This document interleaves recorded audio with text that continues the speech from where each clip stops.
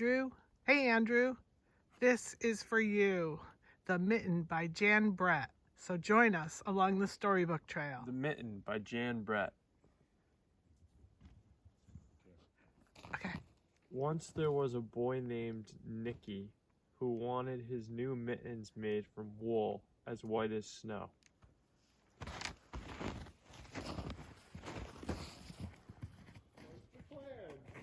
At first, his grandmother Baba did not want to knit white mittens. If you drop one in the snow, she warned, you'll never find it. But Nicky wanted snow white mittens, and finally Baba made them.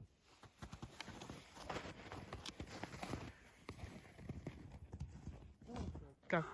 A mole, tired from tunneling along, discovered the mitten and burrowed inside. It was cozy and warm and just the right size, so he decided to stay.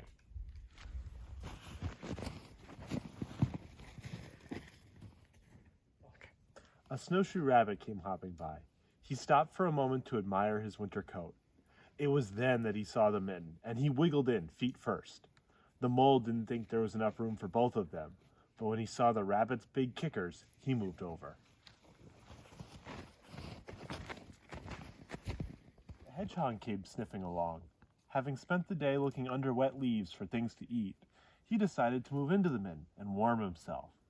The mole and the rabbit were bumped and jostled, but not being ones to argue with someone covered with prickles, they made room.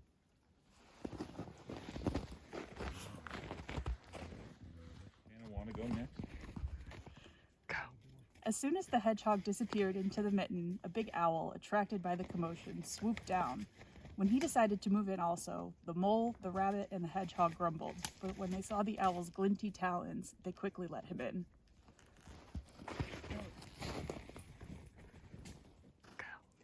Up through the snow appeared a badger. He eyed the mitten and began to climb in. The mole, the rabbit, the hedgehog, and the owl were not pleased. There was no room left, but when they saw his diggers, they gave him the thumb.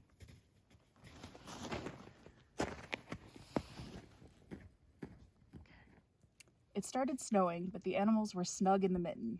A waft of warm steam rose in the air, and a fox trotting by stopped to investigate. Just the sight of the cozy mitten made him feel drowsy. The fox poked his muzzle in.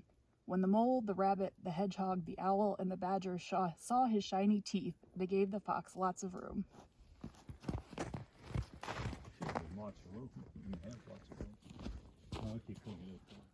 A great bear lumbered by. He spied the mitten, all plumped up. Not being one to be left out in the cold, he began to nose his way in. The animals were packed in as tightly as could be. But what animal would argue with a bear? The mitten swelled and stretched. It was pulled and bulged too many times its size, but Baba's good knitting held fast.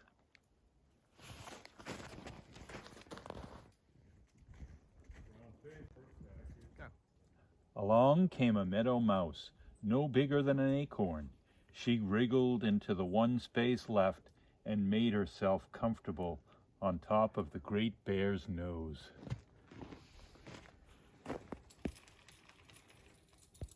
Bear, tickled by the mouse's whiskers, gave an enormous sneeze. Ah, ah, ah, ah, ka-choo! The force of the sneeze shot the mitten up into the sky and scattered the animals in all directions.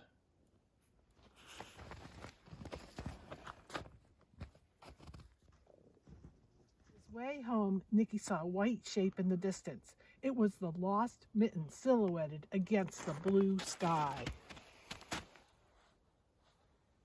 As he ran to catch his snow-white mitten, he saw Baba's face in the window. First, she looked to see if he was safe and sound, and then she saw that he still had his new mittens.